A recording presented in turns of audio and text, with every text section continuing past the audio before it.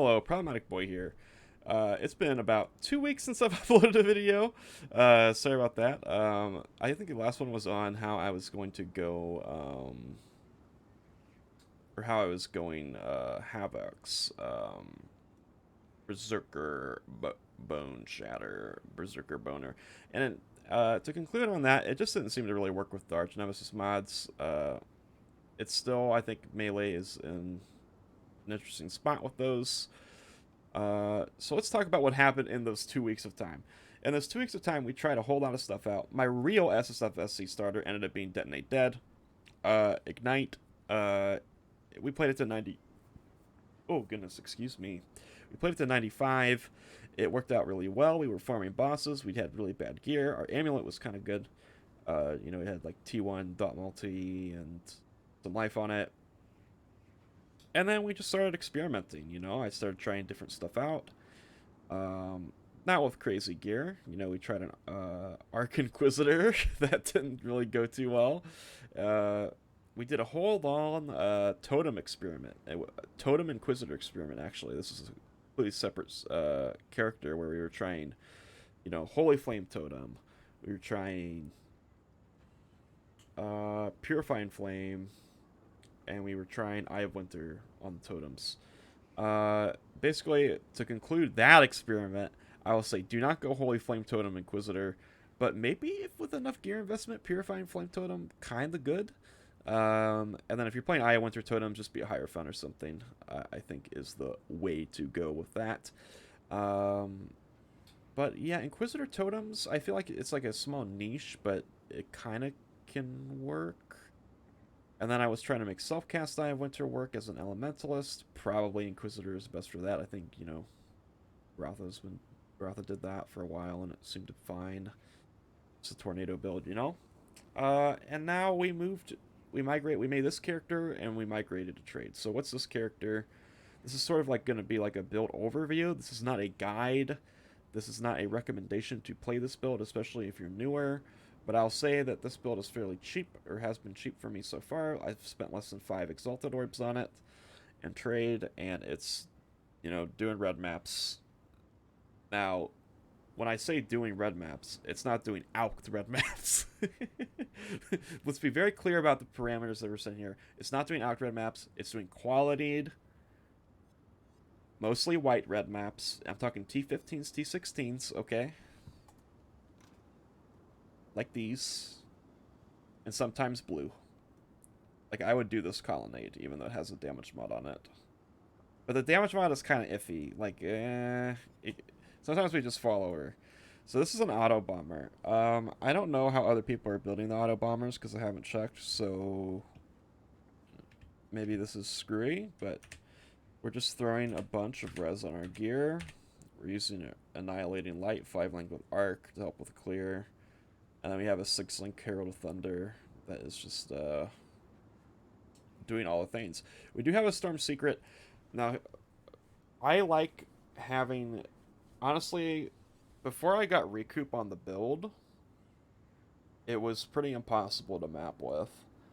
Now that I have a Recoup Rain and this Recoup, it kind of feels good to map on. But when we boss, we take this off, we take this rain off, and we put on this rain, Storm Secret Rain, which was like, I don't know, 40 chaos or something for one of them. And we can optimize this gear a lot more. Obviously, 6-linking the staff for 6-link arc is kind of okay, but the arc isn't really the major one in the build. That's fine just for the clear, and it adds a little bit of damage on bosses. And then we have an orb here that's doing the good stuff. Innervate, Ice Bite, and everything. Have a Herald of Ice. And essentially we're running Determination as our defense, and we don't really have the right armor base here. Like, we could get armor here, we could get armor here, and I guess this is fine, but really I'm just like scrounging together like 58% spell suppression. It's not capped. All these things, like defensively the build feels a little bit weak, but the nice thing is we are capped Res even with the Annihilating Light, even though it took a little bit of effort. And yeah, that's pretty much it. I can run through a map or something and just show it. It's not really. I think it's a cool build. It's a build that I'm really enjoying. It's just not. I don't know. I was watching a stream or something, and people were talking about how a lot of YouTube guides are baits. So I don't really want to call this a guide, and I don't want to feel like a recommendation to play this. It's like, ooh, cheap, less than 5x build that can do red maps and can do Eater and can do Searing. Yes, it can do those things. It does do those things. But it's not really... How do I say this? It's a fun build for trade. It's a fun build for trade. For me. And if you are an experienced player and you understand the downfalls of this build, or you have more money, more exalteds to invest into it, because you can definitely go a little bit crazier, definitely go for it. I'm just going to skip the expedition because... I don't know. I think I'm going to block expedition. But while I'm doing this map, we can talk a little bit about Archnemesis. Obviously, we've been through a lot of nerfs since the melee Bone Shatter character couldn't even do a blue harvest. And, I think the nerfs have mostly been good. I like the removing of the immunities. I think having them at 80% reduced or 50% reduced effect is the right way to go. I know that people think it's still, like, too crazy, but you still feel your investment in the ailment stuff. And of course, it makes something like playing Herald of Thunder on a 6-link possible. So that's good. And, you can see the boss damage here if I can find it. It is a desert map. Oh god, I probably shouldn't have done this map. I should not have done this map. And in terms of what I will be doing, I'm going to play this character as my trade character for a little while on stream. I'm not sure when I'll get bored of it. I'm not really bored of it right now. I want to farm a little bit on it. And then we'll look at doing an SSFSC fresh start sometime, because that's what'll happen. I'll probably play something meta. Maybe Seismic Trapper Poison will be fun to fresh start on. I did enjoy that at the end of the Archnemesis League. I played a Poison Trapper for the first time, and I was like, whoa, this is probably the last league, you would think, before they nerf it. So that should be fun.